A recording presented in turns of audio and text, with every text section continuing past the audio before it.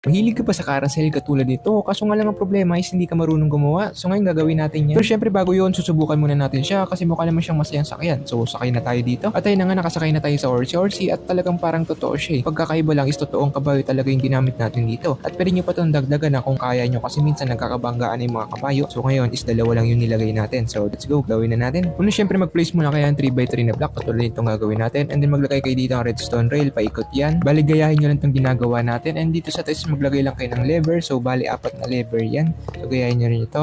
And then, ngayon is maglalagay na tayo ng minecart and then lagyan nyo siya ng kabayo dito.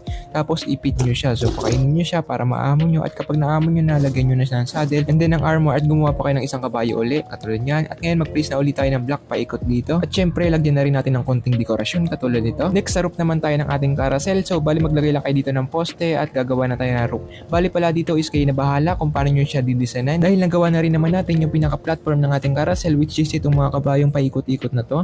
And then ang pinaka-last is maglalagay na tayo ng dripstone dito sa ating carousel. Bali ito yung magiging harang natin.